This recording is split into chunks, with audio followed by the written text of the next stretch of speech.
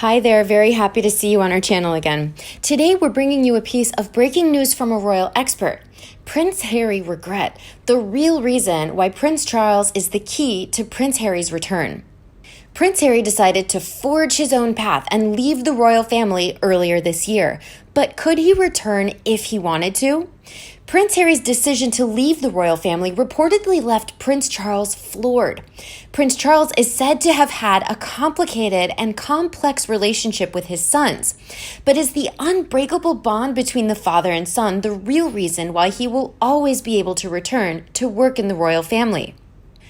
Unprecedented insight into the reasons behind Prince Harry and Meghan Markle's decision to leave the royal family have been revealed in a new book, Finding Freedom.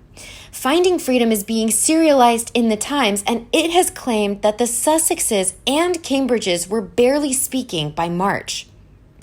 During the backlash the couple faced during the Megxit drama, Harry and Charles' relationship has been tested, according to royal experts. Prince Charles was reportedly left disappointed and crushed by Finding Freedom. But despite these trying times, Charles said to have remained a calm voice of reassurance to his son and daughter-in-law. The royals are said to have been in regular contact, with Prince Charles providing emotional and financial support, with phone and video calls from the Castle of May in Scotland to Harry in California. A royal insider told The Sun they have been very strong and close with their father-son relationship. Many people have speculated that the book was the end for Harry and Meghan in Britain. Too many people were criticized and too many people attacked, including William and Kate. But the Prince of Wales has made it clear the door is always open. The source added, Charles is determined to not allow any obstacles to dent their relationship. The royal source said, since his moving to Los Angeles, they've been in regular contact. Charles is not an avid user of texts, but there are video and phone calls. The book has never been a massive talking point between them, and Charles is determined that it's not an obstacle. He has provided financial support, as any father would, when their son moves with his young family to the other side of the world. Their relationship is rock solid and they remain close. They speak at least once a week, and Charles is still a massive driving force in Harry's life. Prince Charles is the longest-serving heir apparent in history after his mother became the Queen in 1952. One royal source told The Sun, when Harry was making the decision to step away from royal duties, it was something he confided in his father about because he respects his opinion more than anyone else. Charles knows what it's like to be conflicted within the royal household.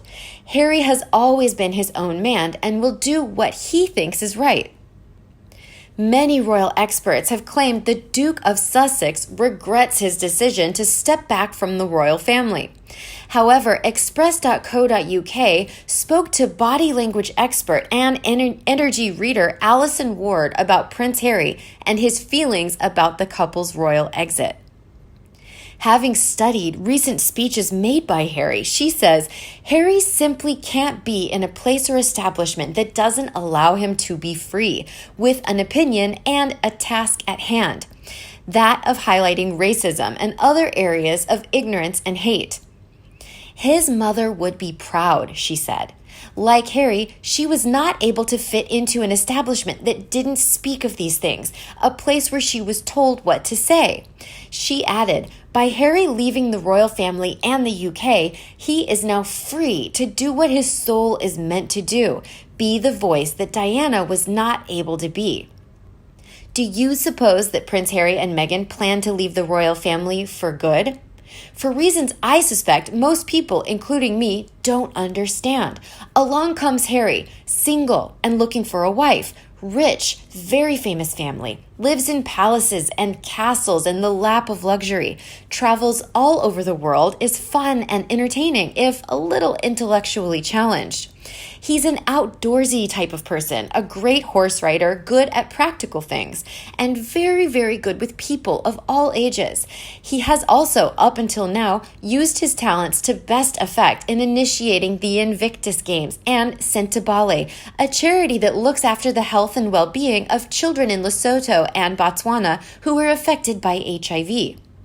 Wherever he goes, he is adored. His presence attracts huge sums of money that goes to good causes. He has worldwide fame. What's not to like if you're mid-30s, good-looking, and single, and you do everything in your power to seduce and then bag this unique man? And you succeed beyond your wildest dreams, including a huge, dreamy white wedding attended by large numbers of not only Harry's family, but also the stars of Hollywood.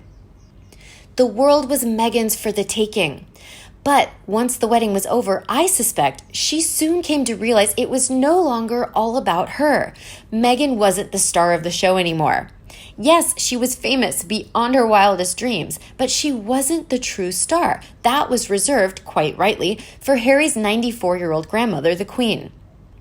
And then there was Prince Charles and Camilla, and William and Kate. Meghan's star had already fallen from being the center of global attention to number 4 at least in the pecking order of the royal family. From, in the run-up to the wedding, being number 1, down to the second row.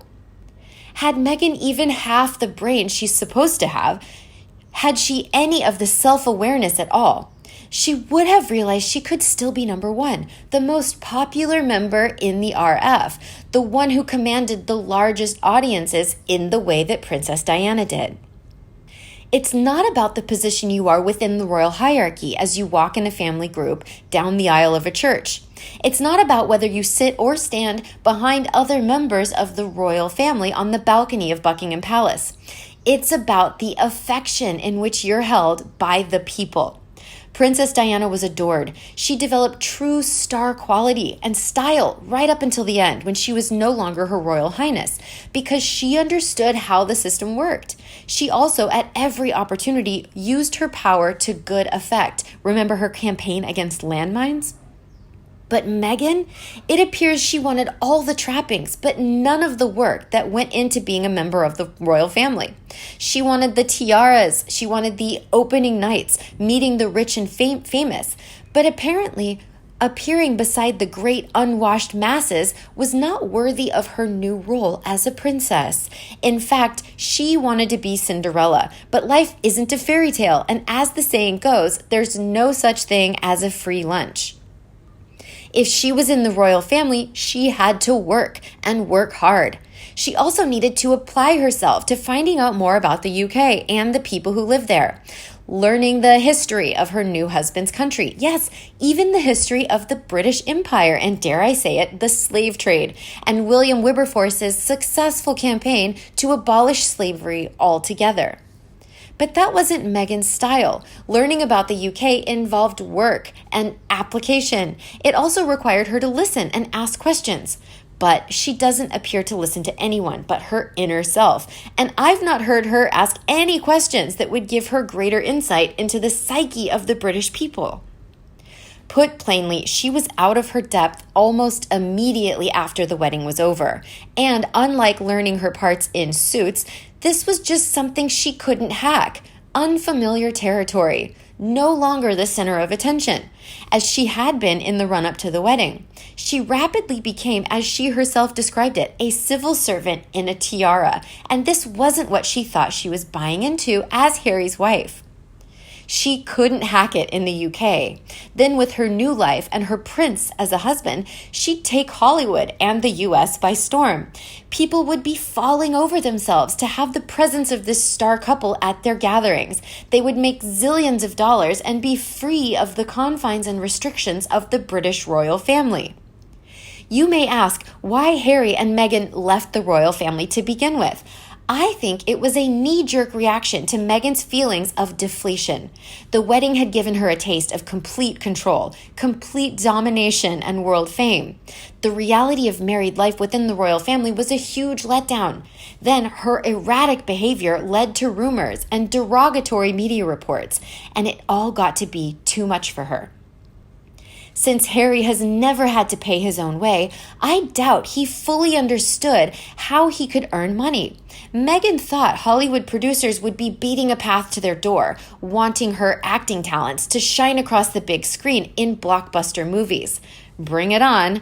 And now I wonder how they feel. Looking back at what they had a year ago to what they have now, no home to call their own, no position in life, short of money, doubtful future. Do you think they regret their move? Do they wonder what will happen in March 2021? Are they still loved up, or are the rumors of Marcus living with them true? And if so, is it also true Meghan has pushed Harry out of their bedroom? What about you? Do you agree with these royal experts? Please let us know in the comment section below. Remember to like and share my video with your followers. And as always, come back to our channel for all the latest news on the royal family right here. Thanks for watching, and see you in the next video.